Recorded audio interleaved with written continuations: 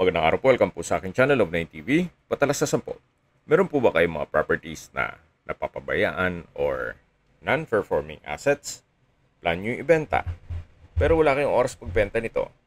Kung ito'y pagkakatiwala nyo po sa amin, tawag lang po kayo sa aking numero, usap po tayo, gawan ko po ng video for free. Yes, libre po, wala po kayong babayaran. Tutulungan pa namin kayong mabenta ang inyong property. Kami na po bala sa marketing, sa boosting or paid ads. Even sa tripping, hindi na po kayo mapapagod sa pag-entertain ng mga buyers.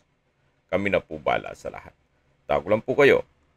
Nandito po tayo ngayon sa isang subdivision dito sa Biñan, Laguna. Nakompleto po ang amenities gaya nitong clubhouse, swimming pool, parks and playgrounds, function hall, basketball court, at meron din pong chapel. Tungkol naman sa security, meron pong 24 hours proving guards dito sa subdivision. Ito po yung tinutukoy ko na chapel or simbahan na nakasara po ngayon. At least na naipakita ko sa inyo. So punta na po natin yung brand new na townhouse. Sa ngayon po, ito'y 2 units pa lang. Pero magkakaroon na po ng 2 pang unit dun sa may sasakyan. So, brand new po ito at may lot area na 43 square meters at may floor area na 87 square meters. Kada unit po ay meron pong 3 bedrooms, 3 toilet and bath, living area, kitchen, service area, at covered carport. Napakaganda po ng lokasyon itong property, gawa ng malapit po sa lahat ng mga business establishments, schools, at hospital. Mamaya po sa dulong parte nitong video, pag-usapan natin ang distance, location at travel time pati presyo nito. Once pong ma-acquire itong property, pwede nyo na pong lipatan kaagad. Gawa ng ready for occupancy naman ito. May tubig at kuryente na rin po. At tungkol naman sa dokumento, ito po'y titulado. Kaya wala po kayong maging problema sa documentation o sa transfer ng title. Ito po yung garahe na naka-tile flooring at finish na rin po itong walls at ceiling. Kung meron man po kayong nakikitang mga faded na pintura, i-retouch po yan once na may turnover sa inyo. Then sa dulo po ay meron pong malaking sliding glass window. Na likod po niyan ay yung living area. Ito po yung main door. Open concept lang po, walang partitions, kaya maaliwalas. Naka-tile flooring, finish na po or nakapalitada na itong wall at ceiling. At dito naman po yung living area, then yung dining area, sa dulo po yung kitchen.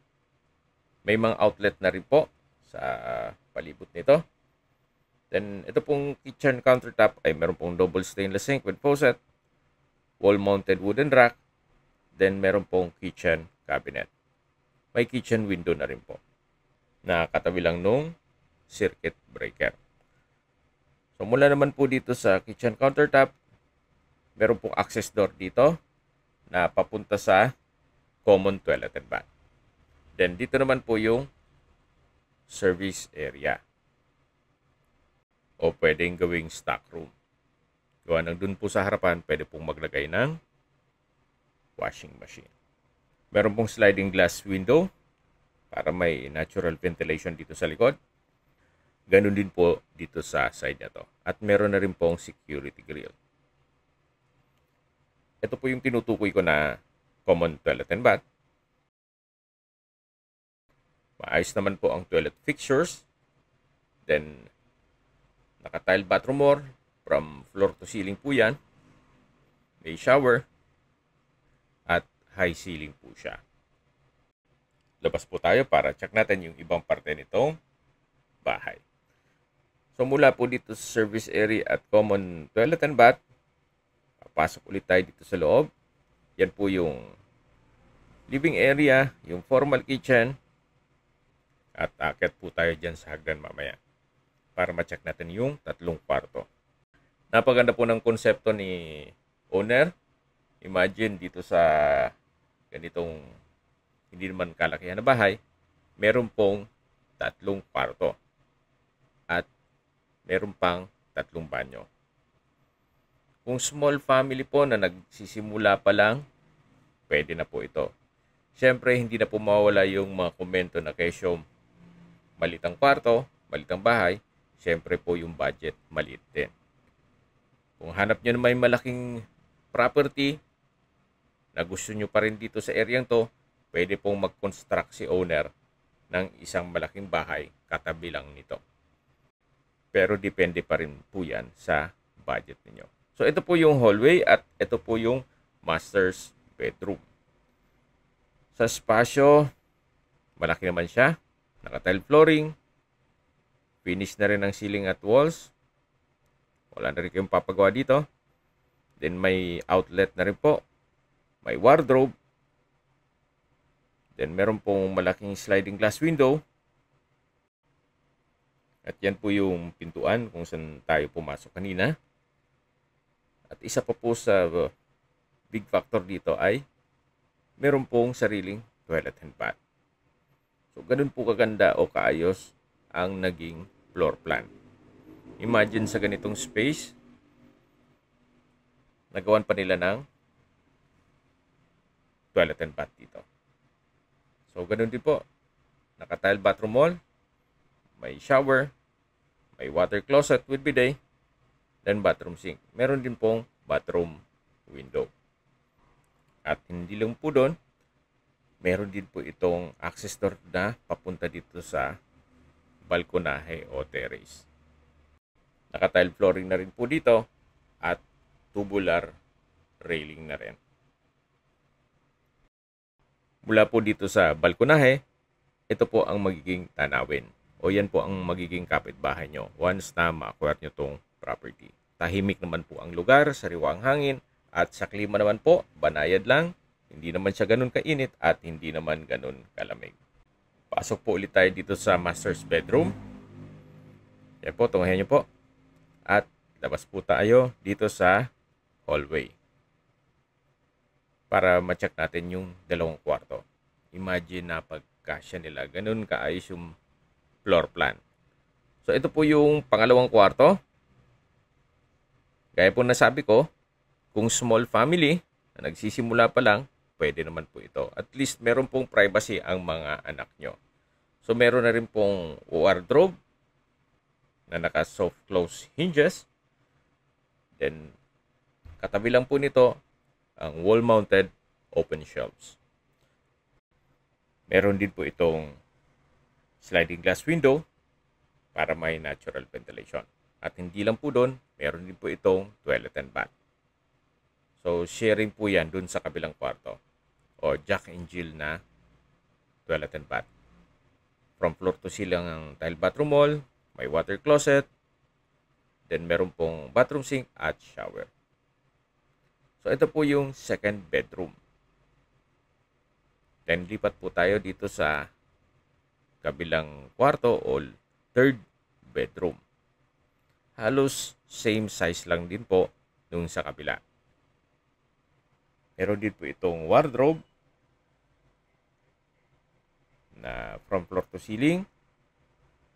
Naka soft close hinges din po siya. At meron pong wall mounted na open rack. May sariling sliding glass window. At ito po yung Jack and Jill na toilet and bath. So at least po meron pong banyo dito sa dalawang kwarto. Kasi usually sa mga ginagawang ganitong townhouse ay isa lang ang may banyo. Minsan nga wala pa. At least po ito, dalawang banyo, then tatlong kwarto. Pero meron naman pong banyo pa sa baba o yung common toilet and bath. Okay, sa distance, location at travel time portion na po tayo. Mula po sa Brent International School, ang distance is 2.5 kilometers at ang travel time is 8 minutes. Mula naman po sa Pavilion Mall, ang distance is 3 kilometers at ang travel time is 9 minutes. Mula naman po sa SM Santa Rosa at Our Lady of Fatima University, ang distance is 5 kilometers at ang travel time is 11 minutes. Mula naman po sa Binyan Doctors Hospital, ang distance is 3.7 kilometers at ang travel time is 11 minutes. Yan po yung lagi kong binabanggit sa inyo na dapat nyo i-consider sa paghanap ng property, yung meron pong malapit na hospital. Hindi ko naman po sinasabing sakitin kayo. Yan naman po for emergency purpose lang naman. At mula naman po sa South Luzon Expressway, Mamplasan Exit, o Toll Plaza, ang distance is 2.2 kilometers at ang travel time is 7 minutes. Kung manggagaling naman po sa Manila o sa airport, ang distance is 38 kilometers at ang travel time is 47 minutes. Okay, sa presyo na po tayo. Binebenta po ito ni owner sa halagang 5.5 million pesos. Para sa akin, fair deal na rin po. Gawa ng, meron po itong 3 bedrooms, 3 toilet and bath at garahe. At kung magpapagawa naman po kayo ng bahay, syempre bibili kayo ng lupa, medyo mahal ang materyales, pati labor cost, then waiting time, minsan nga naluloko pa ng kontraktor. Kaya minsan po mas maigi pang bumili na lang ng ganitong ready for occupancy. Yan naman po yung opinion ko lang naman. Depende pa rin yan sa assessment nyo dito sa property. Kung sa tingin nyo, tama na yung presyo ni owner dito. Okay, kung may mga katanungan po kayo, tawag lang po kayo sa aking numero. At sa mga kababayan naman natin na sa ibang bansa, meron po akong Telegram. Sa mga iPhone user naman, may iMessage. Meron din pong Imo, Skype, Viber at WhatsApp. Same number lang po, 0917-316-3399. Sa mga nagtatanong po ng aming Facebook, meron po aming Facebook page na Nov9 TV at Facebook Reels Video. Meron din pong TikTok at Instagram. May ibang YouTube channel din po kami. Gaya ng Nov9 TV channel at Nov9 TV Listings. Sana po naibigan nyo ang video presentation. Paki-like and subscribe na lang po sa aking channel para ma-update din po kayo sa aking future listings. Kung sakali po hanap nyo yung mas malaking sukat na lupa o mas malaking bahay, meron din po kami ibang listings na pwede nyong pagpilian. Huwag po kayo mag-atubiling tumawag sa amin, then let us know your budget para malaman namin kung anong property pwede namin alok sa inyo. Sa lahat pong viewers, subscriber at nagtiwala po sa amin, salamat po sa suporta. Ingat po kayo lagi at yung pamilya. Maraming salamat po.